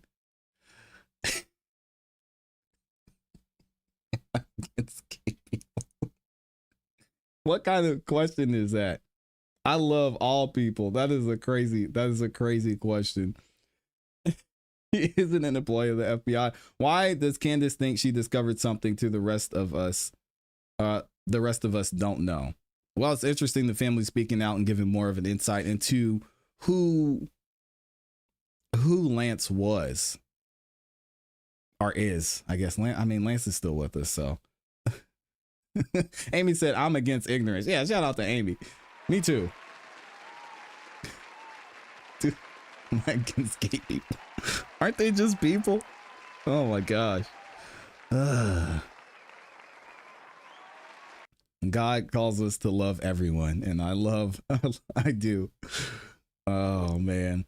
There are way too many conspiracy theories here. I'm so lost. Yeah, it's hurting my head, to be honest. I'm about done with it. But when more actual news comes out, we're going to report on it here. I'm not going to. Yeah, we could sit here and talk about conspiracy theories all day. I ain't got the time for that. We all know others were involved. It's not just a certain person or the state of Israel. It's not just a Jewish person or the state of Israel. It's looking like, yes. He says, love the sinner, not the sin. Yeah, exactly. We all got stuff, man. She does have more knowledge of the powerful people Kirk was involved with, to be fair. Yes, and we actually reported on that because she was taking shots at Bill Ackman. Bill Ackman said, hey, guys, I didn't have anything to do with this, and showed no receipts, which was interesting. Y'all cracking me up. I know. I love the conversation, though. Again, thank you to all 2,000 of you that are in the building. FBI, okay, they're going to tell us the truth. Laughable. Wait for the FBI. Yeah, that's a fair point, too. I'm going to wait for trial. We'll see what the evidence shows. Acting like she alone can crack the code, and the code is Jews did it. Yeah, I saw an interesting segment about that. Charlie Kirk addressing how Candace has spoken about Jewish people. I haven't seen it just because I don't follow these people. Like y'all said, I like to go places where we're reporting on facts and not necessarily getting someone else's opinion, because I like to come to my own conclusion. That's why on this channel, I present y'all with the facts and say, what do you guys think? Let me know in the comments in the chat. I can give my opinion on things and we can have conversations about it. But following someone like a Candace Owens is not, I don't spend my time on that. So I don't know. But there was a back and forth that Charlie Kirk had with someone who was asking about how Candace has handled and had the accusations she's had against the Jewish people. So I haven't really gotten involved in that. I don't know. So the pastor who spoke yesterday and Candace mocked his pastor. Yeah, Candace told that pastor to shut up. She said, mind your business. She's also a content creator and she's very polarizing. So again, y'all know there's going to be some drama there. All right. So we are through all of our Charlie Kirk stuff. I know y'all are probably happy about this because the way this has been politicized has been disgusting, honestly. And I have unfortunately had to take a deeper dive into mainstream media because that's where a lot of things are being reported. And it's really given me a headache, to be honest. I was blissfully ignorant of how bad mainstream media has gotten. And I'm glad I'm out of it. Whether it's Fox or CNN, even some of the local news channels, I'm like, woo-wee, just give me the facts and let me go. I cannot handle y'all. The politicizing of this is crazy. My gosh. Oh, don't hate people, man. Oh, no. Don't hate. I'm not reading that out loud. Don't hate people. It's not worth it. We need to always do our own research and not just be quick to believe anyone, not even me. Y'all don't believe. I'm asking y'all to come to your own conclusions. I'll be happy to be a presenter of facts for you, though. He's done with me. Amy, never. I'm not done with you. When people use a martyr to say to stay or gain relevance is very disturbing. Only people riddled with insecurity that demand to be heard and believed. That's fair. Y'all think that's what's going on with Candace? You think she's just trying to ride this Charlie Kirk wave? Ugh. God, I hope not. I don't think so, though. I mean, they were close. I just don't know how close. Even Nick Fuentes, this is himself. That should say enough. Yeah. Shout out to Nick. He's a wild one. It was going to be politicized. He was famous for being in politics like JFK or Lincoln. Yeah, except those people actually held office. I think it's politicized because how close. I don't think it's politicized because of Charlie Kirk's views. I think it's politicized because of how close Charlie Kirk was to the certain side. He was close to the president. You got the director of the FBI calling him a friend. What? So yeah, it's going to be politicized. So I'm not knocking them for that. I'm just, yeah, we're not going to go into it. Y'all want to talk about Jeff Lacoste and see his first unredacted police interview? This is going to be a fun one. Let me make sure we're good here. I never believe you. Thank you so much. CPE says, I never believe you. Good job. Shout out to CPE. CPE's got the right idea. I'm not trusting the institutions or anyone believing the same ones they mistrusted to begin with, is what I think you're saying. No, don't believe me. Amy says, I'm sick of me too. I can't seem to let the fact go that this man was murdered in front of us. Amy, I think that's something I don't think you should let that go. And I think it's very disturbing, very upsetting. And, you know, as someone who, again, I don't really go down the political side. A lot of you know, if you've been watching the channel, what my views and beliefs are and what I base my views and belief on, you know, as someone who's a follower of Christ. And now that's fine. I don't have a problem sharing that. So when you look at it from that point, as someone who has a platform, you're like, man, is there going to be a point to where someone just gets upset at what I say? And I'm walking through Publix and they say, hey, ClassE, turn around. No, I mean, it's a real thing. We're not just regular people out there, but you know, so it does hit home. We've got 2,000 of you in the building, and I'm sure there's at least one of the 2,000 people that absolutely hate and are disgusted with what I said on both sides, you know? So it's tough. It's tough, man. This world is crazy, and I'm just here to be a light. If I do that, then I could lay my head down at night. We appreciate you having an open mind and looking for the facts. I appreciate y'all being here. I hope that's not true about Candace. Candace, if she's saying she's a believer, she shouldn't be hating anybody.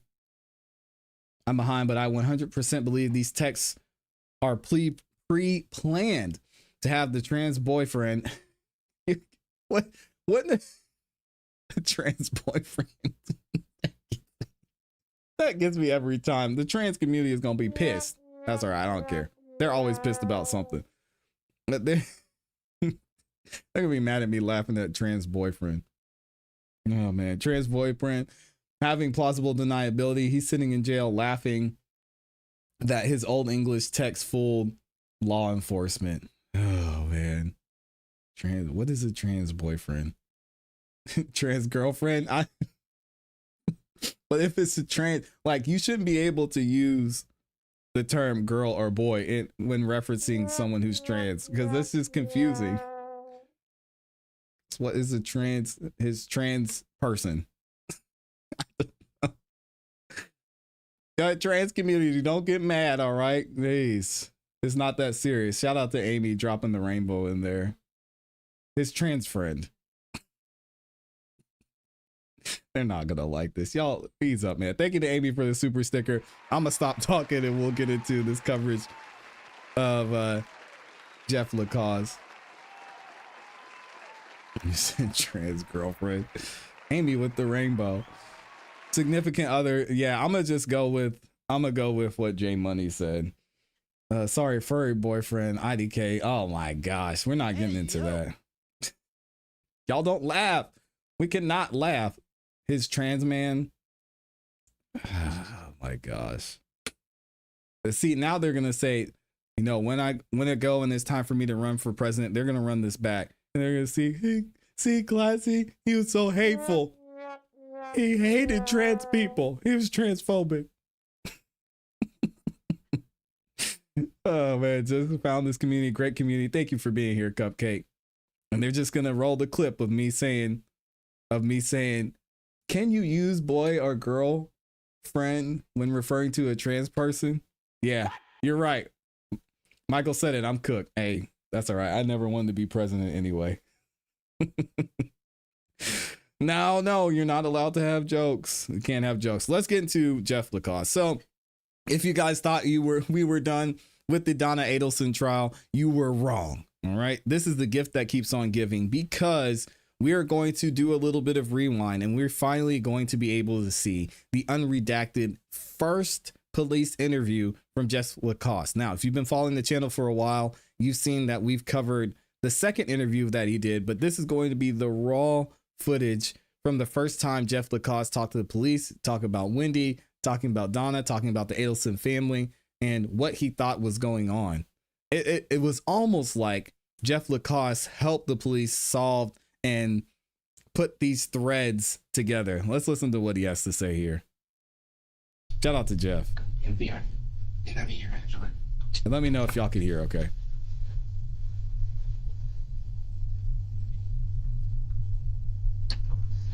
In your 1871? Yes, sir.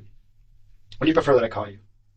I can call me Corey. It don't have to be on a formal basis. Okay.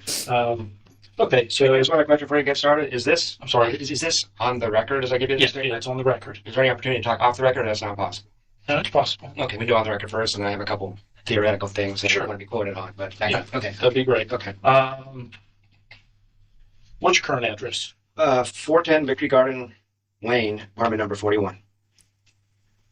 No, now his address is out there. Is that Windrush Village? It is. Apartment 41? Mm-hmm. How do you like the neighborhood over there? It's cheap. It's $500. I'm saving for a house. There you go. Oh, okay. You gotta do what you gotta do. Yeah. I used to live right over there off of Claremont. Yeah, sure. Which is right there across the road. That's very nice over there. Well, like you said, it's kind of cheap over there. Yeah. That's where I first moved when I got out of college. But Okay, sure. Oh, look at him anyway, chopping that's it neither up. here nor there. Do you have any contact numbers that I can reach you at? Should I need to talk to you later? Sure. I think I talked to you on a 294 number. That's the number. That's the only number I have. That's your number. Yeah. Okay, I got that one. Just tell me a little bit about yourself as far as your background and Sure, stuff like sure, that. Kind of what you and Wendy. Yeah, absolutely. I actually got my PhD here at Florida State in 2008. Okay. Graduated from FSU, went to Arizona for 5 years, and this is my first year back. So I met Wendy maybe a month after I got back. Met her in September of 2013. All right, here we go, Jeff. Talk to us. We were Spill the set up on a tea. date by a mutual friend I work with.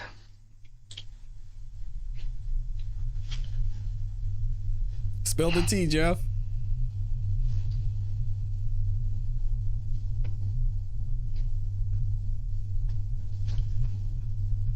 And who was that? Stephen Tripodi. And another mutual friend. It's kind of two of them. Jay McPherson, who I know you talked to. How's Steven spell his last name? Tripodi. I know it was him and Jane McPherson were all for a drunk drink, and they both kind of suggested. I've talked to Jane. I know you've met Jane. I have. Oh, you have someone met Jane. She was in here when Wendy did her long 9-hour day. Okay, and I take it you've talked to somebody about that because you know about it? I talked to Jane for 5 minutes. I've been out of town. Okay. And Wendy and I are estranged at the moment, so it's pretty bad timing in terms of that. So if I can get to that as I give you the tail end of it. Sure. So we started dating in September. Did it all through the fall. Okay. Wasn't serious back then. She was dating other people as well. Came back from Christmas break, had a conversation, decided to date more seriously. By March 1, we're a couple, we're girlfriend, boyfriend. By March of 2014? Yeah. Okay. Maybe late February. Around Valentine's Day, I hit her with the romance and all that. We clicked together. Waiting for Wendy's arrest, I hope. We can then, only hope. I don't know, though. Spent a lot of time with Wendy. I don't think anybody's been with Wendy more than me in the last 6 months. Okay. She has 2 kids. I've been over there, I'd say 80 or 90% of nights I'm over there. And every single night that she doesn't have the kids, with maybe just 1 or 2 exceptions, if she's in town, I've slept over. So I spent a lot of time with her.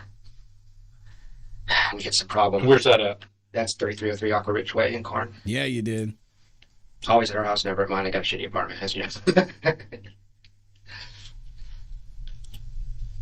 We ran into some problems in May and June. Started fighting. And I'm not here to get into your personal life. Yeah, but I think I make better. Go ahead. But given the severity of this incident, I mean, I am going to pry a little bit. I hope you don't get offended by that. I'm not offended. Ultimately, I mean, what our goal is to find out who did this and bring them to justice. I get it. I You get know, it. so So anything you need to ask that helps me because I don't want to was volunteer arrested. my BS. If it's not useful to you, so tell me what's useful to you if anything you want to yeah, and with that, I'll just tell me everything, and I'll write down what's useful and discard the rest. Okay. So what kind of problems were you getting into in May and June? Was it? Yeah. Jeez, this is going to be public. This is fucked up. Wait, what was that? I said if this goes public, it's just, I know how this works. It probably won't. Okay. See, I'm in an awkward situation because there's a 1% chance Wendy and I get back together. You know what I mean? We're estranged at the moment. So, Right. So I have that in the back of my mind. Yeah, even then, he said there's a chance me and Wendy get back together. Oh, we were just talking about it in the chat. Jeff was upset. I don't know what Wendy did to this man, but boy, I'm sure Jeff could tell you some stories because he was obsessed with her, still waiting to get back with her shortly after her husband was, well, you know. I'm sorry, guys.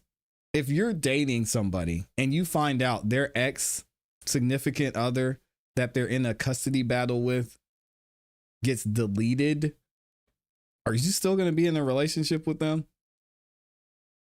Yikes. Percent chance it's over. I think she moves to South Florida ASAP. But let me just. We'll get into that. Okay. So in May, she disclosed to me that I did a stupid thing. I said, "Who was that guy you were dating when we first started dating?" She said, "Daniel Sack." I don't know if his name is Okay. You asked her about it? Yeah. I was just doing idle talk. Come back from a beach vacation and reminiscing about when we first fell in love and all this kind of stuff. And what was this guy's name? Daniel Sack. He was a theater. He was a. You know how he spells his last name? Yeah, S-A-C-K, just Sack. Okay, it sounds. Yeah. He was a professor. Former boyfriend first. Or that's not boyfriend. Well, no. Maybe that's what the argument was. That's what we started having arguments. Okay, I'll let you tell the story. So she told me that they stopped seeing each other in the fall, and that she continued to see him platonically. Mm-hmm. But I did not believe Wendy. Kind of pretty decent bullshit detector just didn't sound right, you know. Okay. So was it just based on your intuition alone, or did you have some kind of verification? She would always say, she said, I continue to see him throughout the spring. And I said, oh yeah, where? You know, what you guys do? And she said, to coffee a couple of times. I said, oh cool, I didn't care about that. Coffee. And she said, yeah, I go for walks with him. I said, where do you go for walks? She's like, in his neighborhood. I said, wait a second, you're going to some guy's house? Seriously? Mm-hmm. And as soon as I went that, she shut down. She wouldn't tell me anything about him. And it became like a topic because all of a sudden, I'm going to give you a little background too. You get into Wendy's calendar, you're going to see constantly traveling to South Florida all the time. And it wasn't a normal boyfriend-girlfriend thing in that. With you? With me. I don't know with him. Yeah. I have no idea the extent. I mean, I said, were you in love with him? Was it just a fuck buddy? Well, just tell me what this is. And so I don't He said an F buddy. They could have had he moved to Amherst, Massachusetts, May 20th. So he's been gone. So I don't know if he's Some interest. No, I've never met the well, I didn't meet the guy. I walked in on them in a coffee shop having coffee. I walked into All Saints one day, they were having coffee. That's actually where the way back up. I walked into, like a week later, I walked into All Saints. When did you say he moved No, Wendy was getting May it in, 23rd, he for moved to sure. Amherst. And they dated September. Well, that's what our dispute was about. I think they dated September. You think they dated past? I think they and it went into the relationship you shared with her? I think so. But she would say it was a platonic. And I said, well, I don't appreciate not knowing about this. So it became a whole thing. I lost all the trust. I was like, this is screwed up. You know? Yeah, sure. And she was real weird about it. Like, he's not the best liar ever. I mean, she just gets so anxious that, like, it was a thing. So, anyway, we had that little dispute about that. Turned into a whole thing, whole disaster. I'm sorry. Let me back up a second. What did you get your PhD in? Social work. Okay. I'm a mental health guy. Okay. It seems a lot of the circle is attorneys. Attorneys and social work, actually, yeah. And so you're kind of in that circle as well because your mutual friends knew her. Oh, yeah, it was interesting. She's Jewish, as you probably know, and my mentor at FSU, that's where she goes for Jewish holidays. That's why we slid in together. We had the same friends. Are you Jewish as well? No. Okay. But we had like 10 mutual friends. So that's what I clicked, you know. It was like easy. I was safe to her because all these people already said, oh, yeah, he's a good guy. You know, Right. I was on Vouch for you. Yeah, that kind of thing. So it was a lot of mutual dates and that kind of thing. But anyway, we had this dispute, and I was pissed. I was just like, she's been a lot of work. I mean, she's always traveling. And not when I say not normal, I just mean like we had 2 weekends together in March, April, May combined. And otherwise she's booked, you know. So I was a little suspicious about that. Now she always just said I'm so busy with work. And she is a prolific attorney and writer and all that. So, but anyway, the next week I walked into All Saints Coffee, and I told her not to see this guy again. I said, you want to talk about it? That's fine. Shout out to All Saints Coffee. What'd she say? She said, okay. He was moving in a week anyway. And I said, okay, problem She was solved. You know? lying. I said, you don't have to tell me anything about him. I just, you don't want to describe it. I don't want you to see him, you know, public or not. I'm not usually like that, but she pushed my buttons on this thing. So I walk in All Saints to get a cup of coffee, and she's sitting there with him. I walk away with you in Tallahassee this one time. So, and I started to walk up to the table, and I was annoyed, but just prepared to shake the guy's hand and be the better man and say, how you doing? He's leaving tomorrow. What's the big deal? You know, I didn't like what I saw. She's giggling too much. She's twirling her hair. He's leaving clothes. So I was like, oh, I see what this is. That's Oh my that gosh. was my instinct anyway.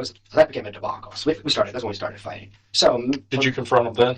I didn't. I started walking towards him, and temper started flaring. I thought I do not need to end up getting arrested for assault on All Saints Coffee. So I just went into the bathroom, and she ran to the bathroom and saw me in the bathroom. It was her worst nightmare. But she saw you should there. have So. just No, left. I let her dude. see me, but I never confronted them. I just got out of their way because I didn't want to cause a whole scene. Okay. And that's when we started fighting, because I'd lost all trust at that point. Because he had not cooked the coffee. And when we got back that night, we're fighting.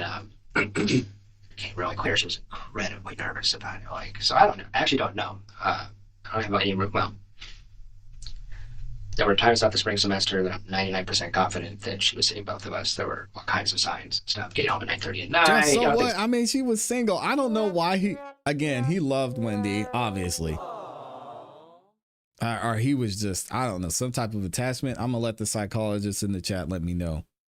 But dude, she was single. She could do whatever she wants to. Why are you going to a restaurant?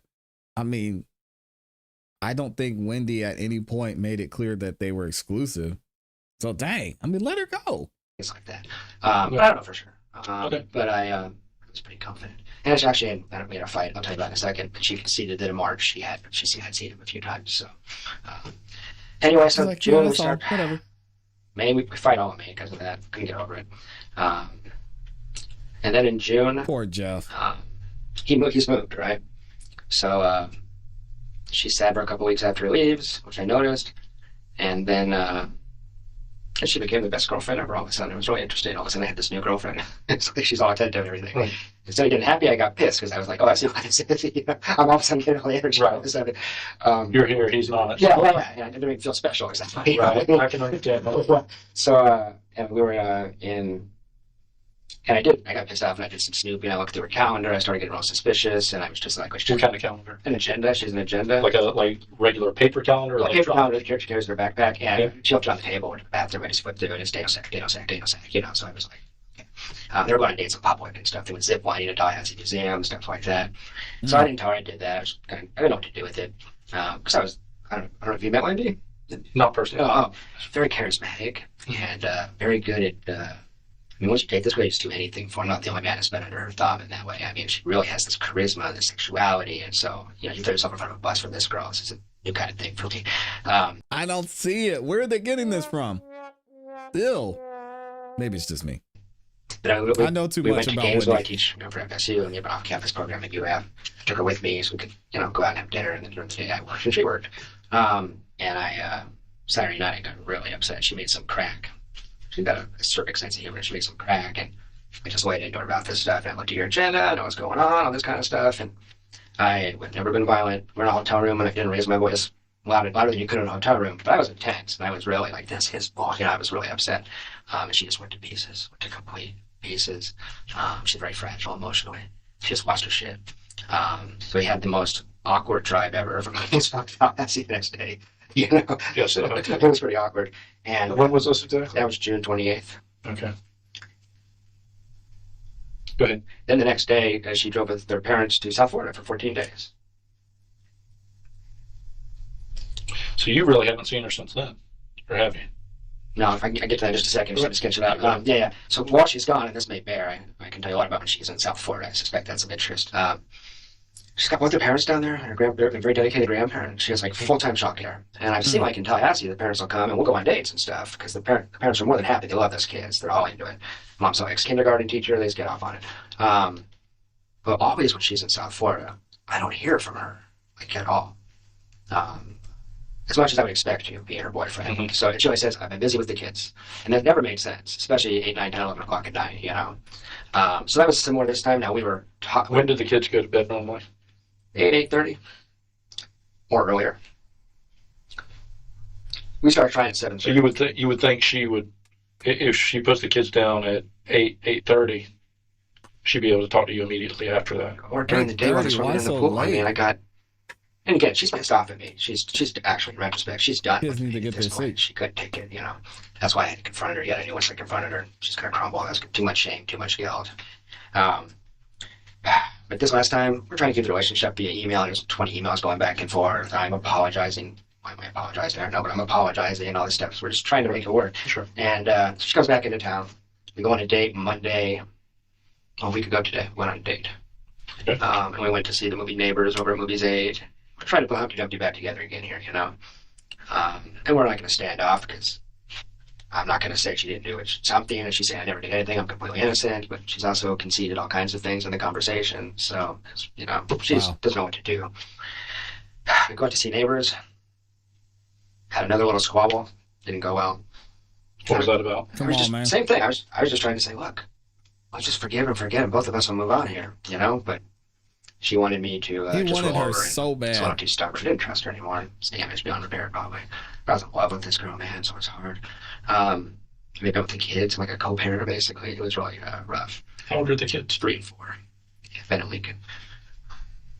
So the next night, and by the way, while she's in South Florida, she is completely miserable. She gets depressed, she gets anxious, and she's got her baggage. But even though we didn't have much contact, I never heard her as bad as she was this trip to South Florida. I mean, this blew up her world. And how do you know she was in a bad place? Just because when we talked, she was just... So she did call you like... Yeah, 14 days, I got 3 phone calls. But they were really... I'm a clinician. She didn't sound good clinically. I mean, she sounded really bad. I was worried about her, actually. I didn't think she was a suicide risk, but I thought she was really depressed is what I thought was going on. And she hates Tallahassee. I mean, I'm sure that you've heard that already. She does not want to be here. And I was the one thing that was kind of her anchor here, and boom. So this was her odd position. Right. So Tuesday night we go to yoga. Really awkward. Most awkward yoga I've ever had. And we walked to the car.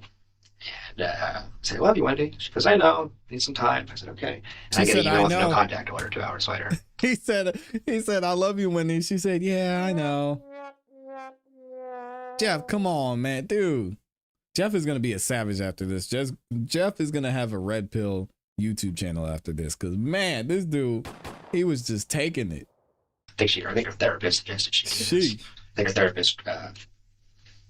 my suspicion is that Wendy told her one side of the story, and I was cast as the abusive male, because Danny was not good to her, and she's on the lookout for an abusive male. Danny was emotionally abusive. Anyway, I get this email saying, don't contact me for 7 days, and then I'll get in touch, which I was not happy about. But too much of a control grab for me. Let's just talk or just break up with me, But anyway, so Wednesday, Thursday, hear nothing. She posts those pictures on Facebook with her boobs hanging out, and people are telling me she's messing with you on the internet. I don't know if that was true or not. And then Friday... this happened. So I haven't heard from her. She's was supposed to contact me tomorrow. I don't think How do you know she was supposed to contact you?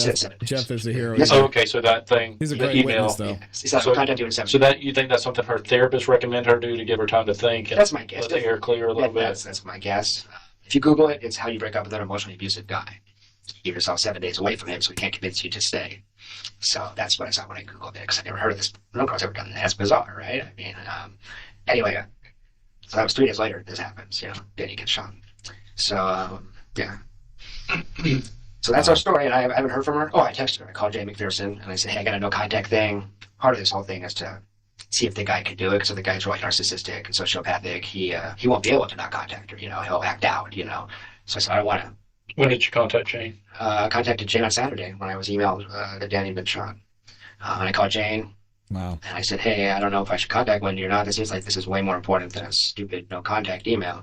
And she said, yeah, just email, just text her. And I sent her just a nice text saying, I care a lot about you and the kids. If you need anything, I know we're in strange ways, but if you need anything, please let me know. I'm always here, Poor Jeff saying, I'm missing you. Please come back.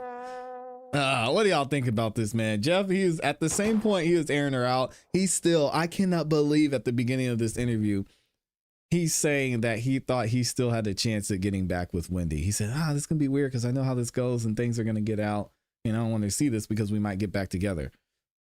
But he also saw and knew a lot. Like El Simp. I mean, he was, I usually don't use that word, but he was down bad. Shout out to your boy, Jeff. Let me know what y'all think about this in the comments in the chat. We'll have to get through more of this interview at some point, and I'll leave a link to the full unredacted interview in the description. Shout out to Deep Dive for posting this as well. All right, gang. We got 1,700 of y'all in the building, being active, showing love. Thank y'all, man. Thank you to all 1,500 of you that liked the video.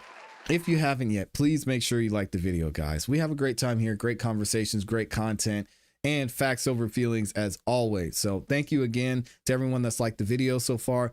Thank you all for subscribing. If you haven't subscribed yet, make sure you do that and hit the notification bell so you don't miss any time that we go live or drop a new video. I appreciate y'all. Big shout out to everyone that went the extra mile and sent in a super chat as well. Les Cleaver, Slim Life, CPE, Dr. EJ as always, and then my awesome, amazing Amy. Appreciate you. Hope y'all have a great rest of your afternoon. We're going to be back here on Monday with another episode of the ClassE Morning Show. So looking forward to it. Oh man, a lot of information is going to come out over the weekend, I can imagine too, especially when it comes into the investigation into the assassination of Charlie Kirk. So make sure y'all stay tuned. We'll be dropping clips as we go throughout the weekend as well. I appreciate y'all. Have a great weekend. And if you want to hear some independent artist music tonight, make sure you tune into the show. We're going to be live at 8 p.m. Eastern Standard Time. We're going to have some trivia as well. So y'all tune in for the live stream. I'll see you there. You know what to do. Keep growing, keep pushing, keep it classy. We go. Peace.